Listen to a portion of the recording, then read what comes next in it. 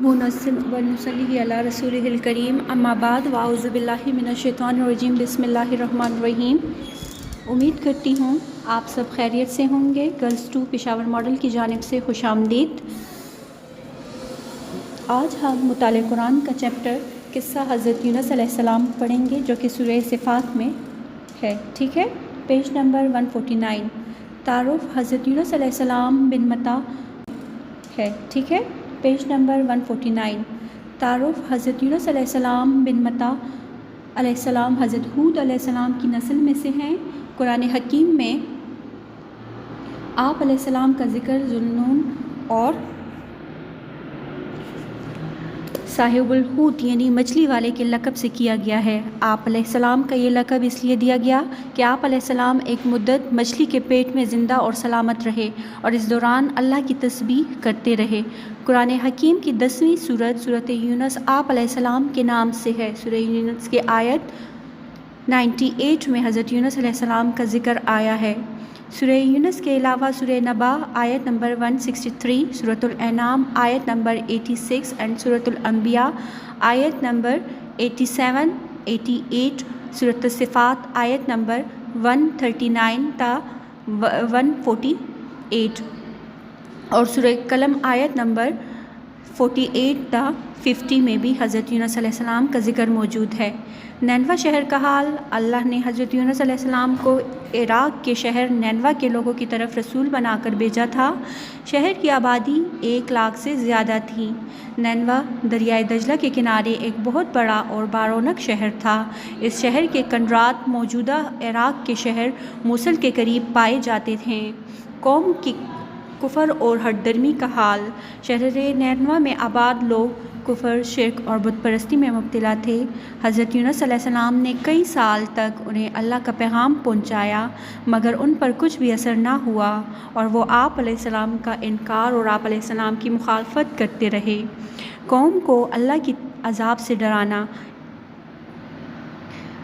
حضرت یونس علیہ السلام نے اپنی قوم کو اللہ کے عذاب سے ڈرایا کہ اب 3 دن کے بعد تم پر اللہ کا عذاب آ جائے گا۔ جب عذاب کا وعدہ پورا ہونے میں کچھ وقت رہ گیا تو حضرت یونس علیہ السلام اپنی قوم کے کفر اور نافرمانی پر ان سے ناراض ہو کر نینوا شہر سے دور چلے گئے، جبکہ اللہ کی طرف سے آپ علیہ السلام کو اپنی قوم کو چھوڑ کر جانے کی ابھی باقاعدہ اجازت نہیں دی گئی تھی۔ ایسے موقع پر اللہ کی سنت یہ رہی ہے کہ رسول اپنی مرضی سے اپنی بستی کو نہیں چھوڑتے جب تک کہ اللہ کی طرف سے باقاعدہ ہجرت کا حکم نہ آ جائے، مگر اللہ سے مضبوط تعلق کی بنا پر حضرت یونس علیہ السلام یہ امید کرتے ہوئے جلدی چلے گئے کہ اللہ کی طرف سے اجازت عطا ہو جائے گی۔ اللہ نے حضرت یونس علیہ السلام کے اس طرح ہجرت کر جانے کی وجہ سے اس قوم کے معاملے میں نرمی فرمائی۔ قوم پر اللہ کے عذاب کے سائے۔ حضرت یونس علیہ السلام کے چلے جانے کے بعد قوم پر عذاب کے آثار نظر آنے لگے۔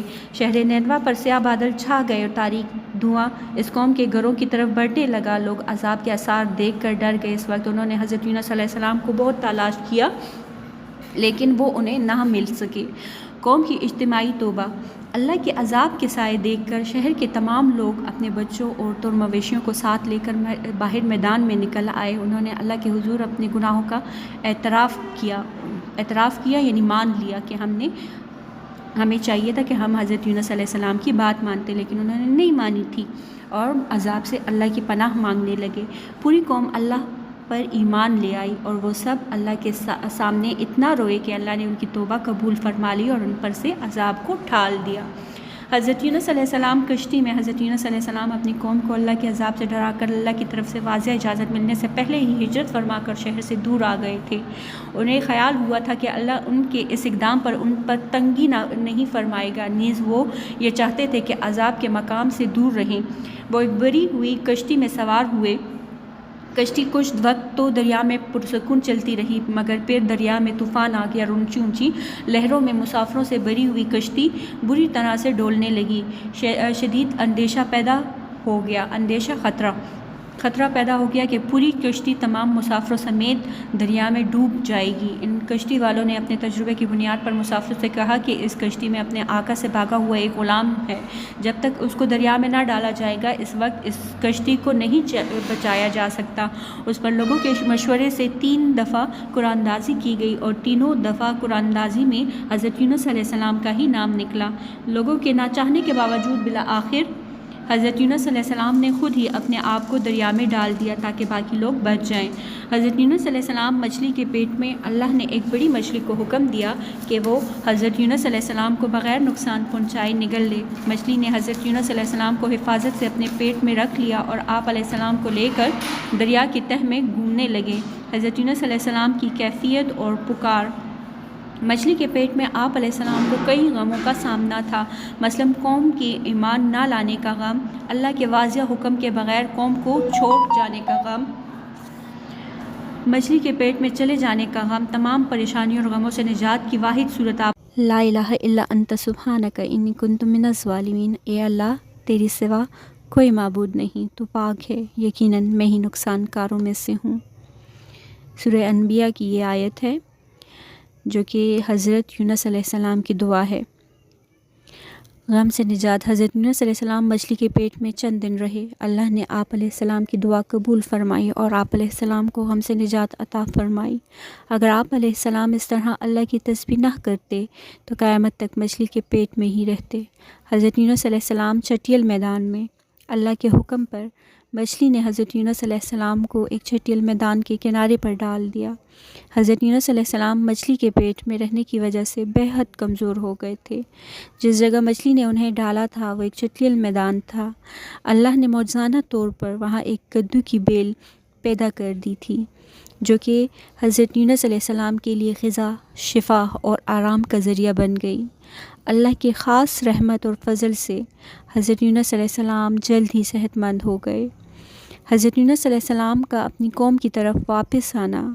حضرت یونس علیہ السلام جب کچھ صحت مند ہو گئے تو اللہ نے آپ علیہ السلام کو دوبارہ اسی قوم یعنی اہل نینوا کی طرف جانے کا حکم فرمایا۔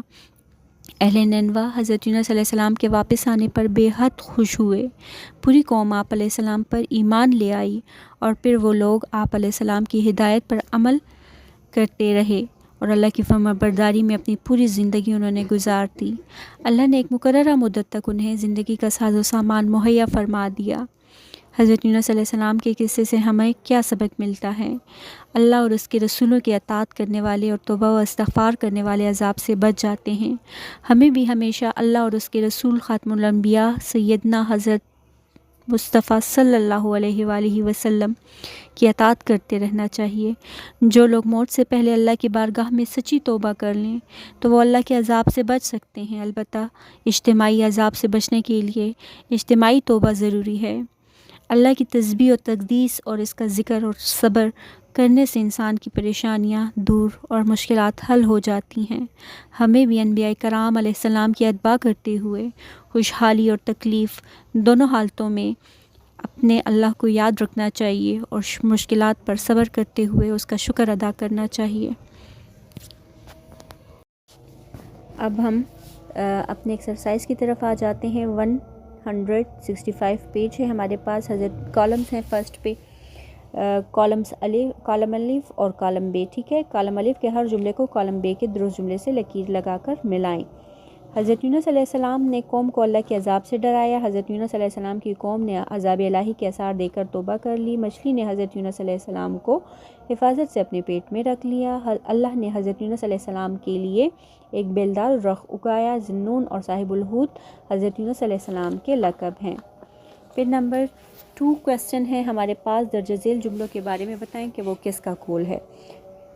جملے کی طرف آ جائیں۔ پھر ہم نے انہیں چٹیل میدان میں ڈال دیا اس حال میں کہ وہ بیمار تھے، یہ اللہ کا قول ہے۔ پھر نمبر 2 تیرے سوا کوئی معبود نہیں، تو پاک ہے، یقیناً میں ہی نقصان کاروں میں سے ہوں، یہ حضرت یونس علیہ السلام کا قول ہے۔ پھر نمبر 3 اور یقیناً ہم صف باندھے کھڑے رہنے والے ہیں، یہ فرشتوں کا قول ہے۔ پھر نمبر 4 اگر ہمارے پاس پہلے لوگوں کی کوئی نصیحت کی کتاب ہوتی تو یقیناً ہم اللہ کے خالص کیے ہوئے بندے ہوتے، تو یہ آپ کے پاس کفار کا آ جائے گا۔ پھر نمبر 5 تم نے خواب سچ کر دکھایا، ہم نیک لوگوں کو ایسا ہی بدلہ دیا کرتے ہیں، یہ اللہ کا قول ہے، ٹھیک ہے۔ درجہ ذیل جملوں پر صحیح یا غلط کا نشان لگائیں۔ نمبر 1، عراق کے شہر نینوا کی آبادی 2 لاکھ سے زیادہ تھی، تو یہ غلط ہے، کراس آئے گا اس کا۔ نمبر 2، حضرت یونس علیہ السلام مچھلی کے پیٹ میں رہنے کی وجہ سے بے حد کمزور ہو گئے تھے، یہ ٹک ہے۔ پھر نمبر 3، مچھلی نے جس جگہ حضرت یونس علیہ السلام کو ڈالا تھا وہ ایک آباد بستی تھی، یہ کراس ہے۔ پھر نمبر 4، شہر نینوا پر سیاہ بادل چھا گئے اور تاریک دھواں اس قوم کے گھروں کی طرف بڑھنے لگا، یہ ٹک ہے۔ نمبر 5، عذاب الہی کے سائے دیکھ کر شہر کے لوگ اپنے اہل و عیال سمیت میدان میں نکل آئے، یہ بھی ٹک ہے۔ آ جاتے ہیں اب کویسچن نمبر 4، خارج گپور کی طرف۔ حضرت یونس علیہ السلام بن متا علیہ السلام حضرت ہود علیہ السلام کی نسل میں سے ہیں، ٹھیک ہے، تو بلینک میں آپ لکھیں گی حضرت ہود علیہ السلام۔ پھر نمبر 2، حضرت یونس علیہ السلام کے چلے جانے کے بعد عذاب کے آثار نظر آنے لگے، تو سیکنڈ بلینک میں آئے گا عذاب۔ نمبر 3 ہے حضرت یونس علیہ السلام مچھلی کے پیٹ میں اللہ کی تسبیحات کرتے رہے، تو اللہ کی تسبیحات آئے گا بلینک میں۔ پھر نمبر 4، شہر نینوا کی آبادی 1 لاکھ سے زیادہ تھی۔ نمبر 5، نینوا دریائے دجلہ کے کنارے سے ایک بارونق شہر تھا، ٹھیک ہے۔ فرسٹ میں آپ لکھیں گی حضرت ہود، سیکنڈ آئے گا عذاب، پھر 3rd آئے گا اللہ کی تسبیحات، 4th آئے گا 1 لاکھ، اور 5 آئے گا دریائے دجلہ، ٹھیک ہے۔ اب جملے ہیں تو آپ نے جملے 1 to 10 نمبرز سے ملانے ہیں، جیسے ہم کیا کرتے تھے نا اس طریقے سے، ٹھیک ہے۔ پکچر میں بھی آپ کو نظر آ رہا ہے، تو یہ آپ نے اتارنے ہیں بک پہ۔ پھر کویسچن ہے، کویسچن نمبر 1، اللہ نے ہمیں کس طرح کی مٹی سے پیدا فرمایا ہے؟ اللہ نے ہمیں چپکتی مٹی سے پیدا فرمایا ہے۔ پھر نمبر 2، جب کافروں سے کہا جاتا تھا کہ اللہ کے سوا کوئی معبود نہیں تو وہ کیا کہا کرتے تھے؟ جب کافروں سے کہا جاتا کہ اللہ کے سوا کوئی معبود نہیں تو وہ تکبر کیا کرتے تھے۔ پھر نمبر 3، جہنم کے درخت زقوم کے بارے میں جو باتیں بیان کی گئی ہیں ان میں سے کوئی 2 لکھیں۔ جہنم کا درخت ایک ایسا درخت ہے جو جہنم کی جڑ سے نکلتا ہے، اس کے خوشے ایسے ہیں جیسے شیطانوں کے سر ہوں۔ پھر نمبر 4 کویسچن ہے آپ کے پاس، کافر جب اللہ کی کوئی نشانی دیکھتے ہیں تو ان کا کیا رویہ ہوتا ہے؟ کافر جب اللہ کی کوئی نشانی دیکھتے ہیں تو وہ خوب مذاق اڑاتے ہیں اور کہتے ہیں کہ یہ تو واضح جادو ہے۔ نمبر 5، اس صورت میں 8 انبیاء کرام کے واقعات کا ذکر آیا ہے، ان کے نام لکھیں۔ اس صورت میں 8 انبیاء کرام کے واقعات کا ذکر آیا ہے، حضرت نوح علیہ السلام، حضرت ابراہیم علیہ السلام، حضرت اسحاق علیہ السلام، حضرت ہود علیہ السلام، حضرت اسماعیل علیہ السلام، حضرت موسیٰ علیہ السلام اور حضرت ہارون علیہ السلام، اور نمبر 8 پھر لاسٹ میں ہے حضرت الیاس علیہ السلام، ٹھیک ہے۔ یہ کمپلیٹ کر لیں آپ کام ایکسرسائز کا۔ اللہ حافظ۔